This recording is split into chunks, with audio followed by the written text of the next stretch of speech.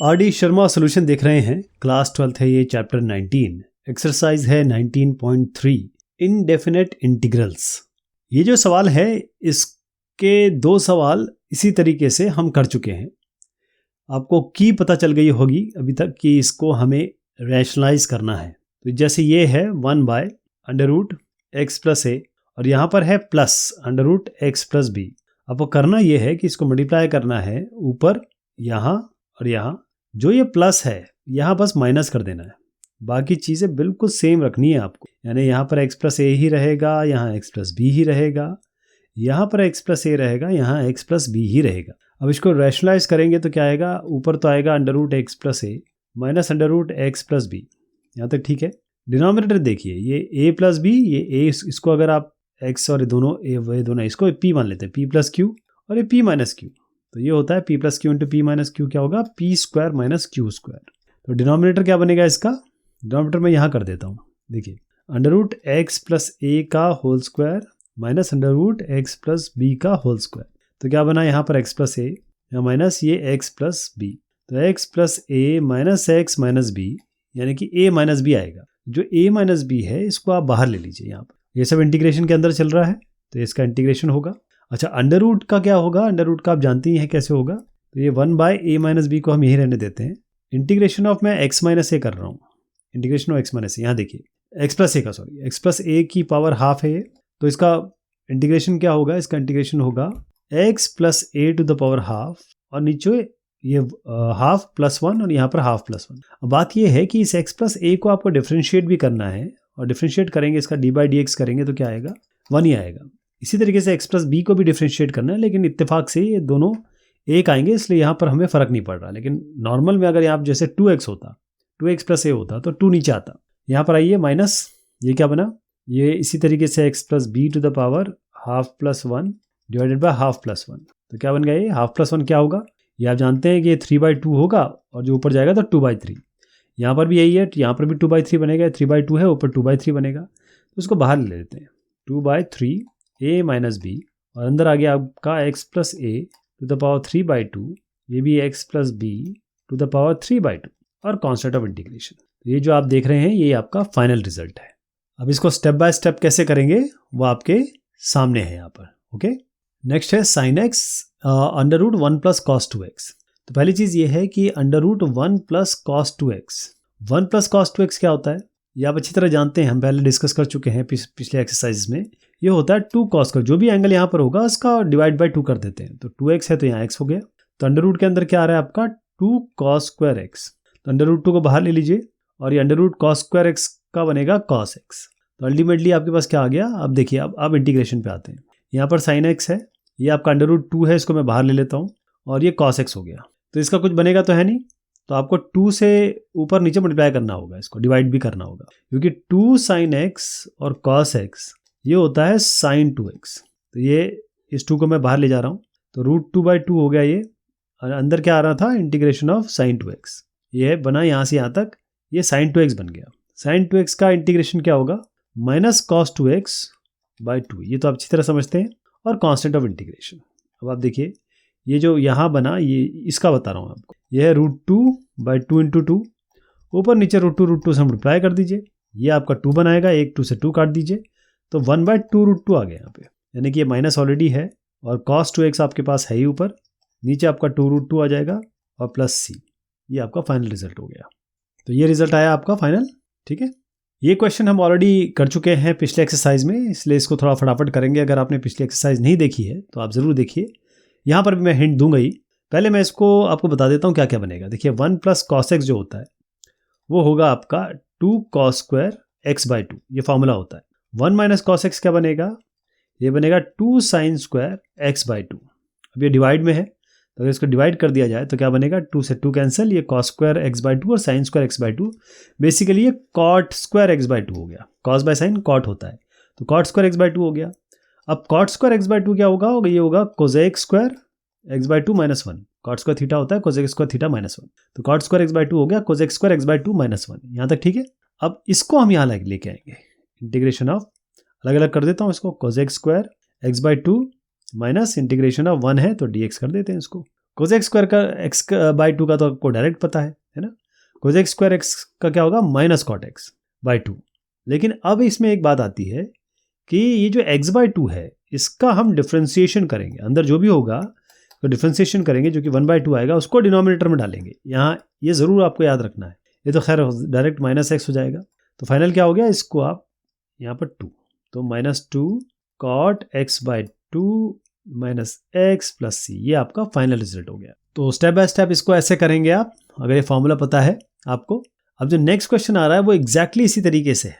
जो अगला क्वेश्चन है एग्जैक्ट है बिल्कुल, एक ऊपर चला गया एक नीचे आ गया, मतलब जो पिछला था उसमें 1 प्लस कॉस एक्स ऊपर था, 1 minus sine x, 1 plus cos x ऊपर था, 1 माइनस कॉस एक्स नीचे था।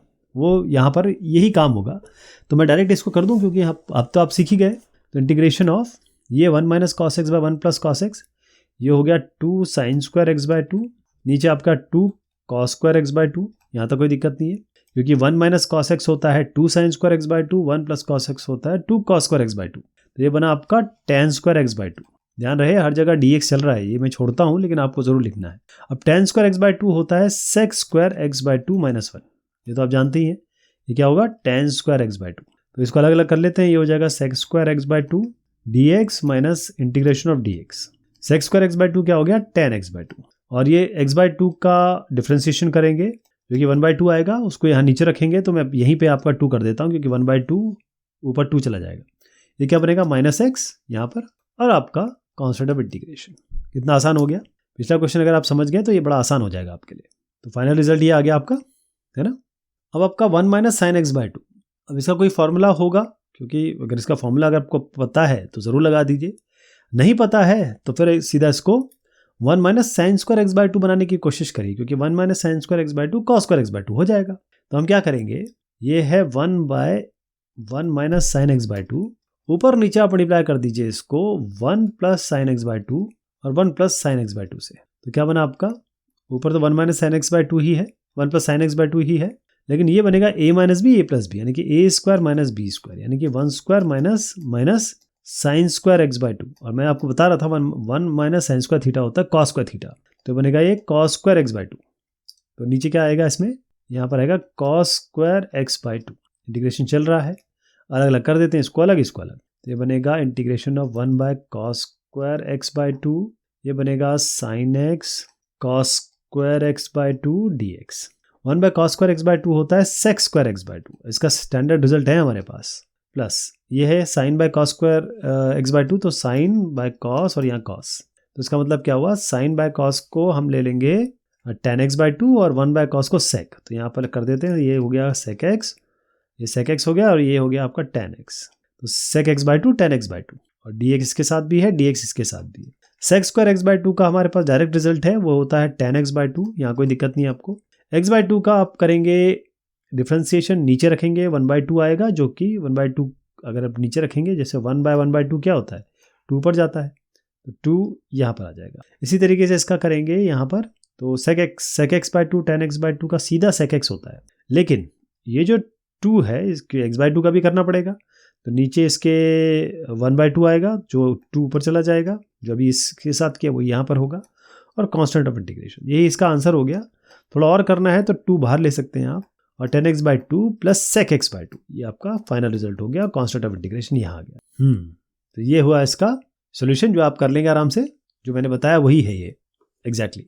1 प्लस कॉस 3x है अब आपके डिनोमिनेटर में, तो सीधा आप देखिए 1 माइनस साइन स्क्वायर थीटा जो होता है वो आपका कॉस थीटा होता है, और 1 माइनस कॉस स्क्वायर थीटा जो होता है वो साइन स्क्वायर थीटा होता है, यही आपको यहाँ लगाना है। तो 1 प्लस दिख रहा है आपको, तो ऊपर नीचे किससे मल्टीप्लाई करेंगे, 1 प्लस कॉस 3x है ना, ऊपर नीचे आप मल्टीप्लाई करिए 1 माइनस कॉस 3x से, और यहाँ भी 1 माइनस कॉस 3x है, यहाँ तक ठीक है। तो ऊपर क्या आ जाएगा, ये तो 1 माइनस कॉस 3x हो जाएगा, और नीचे क्या आएगा आपका, नीचे आपका आ रहा है 1 minus cos x, 1 minus cos और 1 प्लस कॉस, जो मैंने आपको बताया था ए प्लस बी ए माइनस बी, यानी कि a square minus b square, वो यही आ गया, बस एंगल थोड़ा डिफरेंट है इसमें। तो a square minus b square 1 minus cos square theta आएगा यहाँ पर, बेसिकली ये बनेगा 1 माइनस कॉस 3x और 1 प्लस कॉस 3x, ये बनेगा 1 square minus cos square 3x, यानी कि साइन स्क्वायर 3x, वही हम यूज़ कर लेंगे, यहाँ पर साइन स्क्वायर 3x लगा देते हैं। तो इसको अलग अलग कर लिया जाए आप, 1/sin² 3x हो गया ये dx, और ये हो गया cos 3x bye sin² 3x। 1/sin² 3x ये तो ऊपर जाएगा, आपका बनेगा cosec² 3x इंटीग्रेशन। ये है cos बाय sin, देखिए ये cos by sin into sine था, तो इसको तो आप 1/sin को cosec ले लीजिए, cos बाय sin को cot ले लीजिए, तो ये हो जाएगा cosec x और cot 3x है ये। इसमें देखिए इंटीग्रेशन ऑफ cosec² 3x क्या हो गया, ये आपका cot x minus cot 3x हो गया। लेकिन इस 3x का डिफ्रेंसिएशन करेंगे और नीचे रखेंगे, ये आएगा 3, तो नीचे रखेंगे, यहाँ रख दीजिए। यहाँ पर cosec x हो गया cosec 3x cot 3x, तो cosec cot क्या होता है, माइनस cosec x, यहाँ रहेगा, तो आप यहाँ पर minus minus plus cosec 3x और इसका डिफ्रेंसिएशन करके नीचे रख दीजिए, प्लस कांस्टेंट ऑफ इंटीग्रेशन। तो 1/3 में बाहर ले लेता हूँ, ये माइनस आगे ना, ये पहले लेते हैं, हो गया cosec 3x और ये इसको यहाँ रख देते हैं माइनस cot 3x। यहाँ तक आप रख सकते हैं, वैसे ये भी आंसर ठीक है, लेकिन इसको जिस तरीके से हम आए थे cos sin में उसी में रख देते हैं। तो 1/3 ये बना आपका cosec हो गया 1/sin 3x, cot x हो गया आपका cos 3x bye sin 3x और ये कांस्टेंट ऑफ इंटीग्रेशन। तो क्या बना आपका, इसको कॉमन ले सकते हो आप, 1 माइनस cos 3x ऊपर हो गया, sin 3x नीचे आ गया, और ये 3 है तो यहीं रख दीजिए इसको, और प्लस कांस्टेंट ऑफ इंटीग्रेशन। ये आपका फाइनल रिजल्ट आ गया, यही है। तो इस तरीके से ये हो जाएगा क्वेश्चन आपका। नेक्स्ट वाला और इसके नेक्स्ट वाला ऑलमोस्ट सिमिलर है, तो इसको अगर आप समझ गए तो आगे वाला आप आराम से समझ जाएंगे। पहली चीज़ तो ये है कि ये e⁻x+1 का स्क्वायर है, तो ये बनेगा a² + b² + 2ab, यानी e⁻2x प्लस 1 का स्क्वायर, ये यहाँ लिख दिया मैंने, और ट्वाइस ऑफ e⁻x। इनका सेपरेट इंटीग्रेशन कर देते हैं, तो e⁻2x क्या बनेगा, देखिए e⁻2x जो है वो आप एक काम और कर सकते हैं, क्योंकि अभी यहाँ पर e⁻x और है, ये जो पूरा है ना इसमें e⁻x अभी और है, तो e⁻x को मल्टीप्लाई कर दीजिए, तो क्या बना e⁻x, देखिए e⁻2x इंटू e⁻x यानी e⁻2x + x यानी कि e⁻3x। यहाँ आ गया आपका इंटीग्रेशन ऑफ e⁻3x बस, क्योंकि ये सब के आगे ये मैंने इसका तो स्क्वायर कर दिया, ये भी तो था।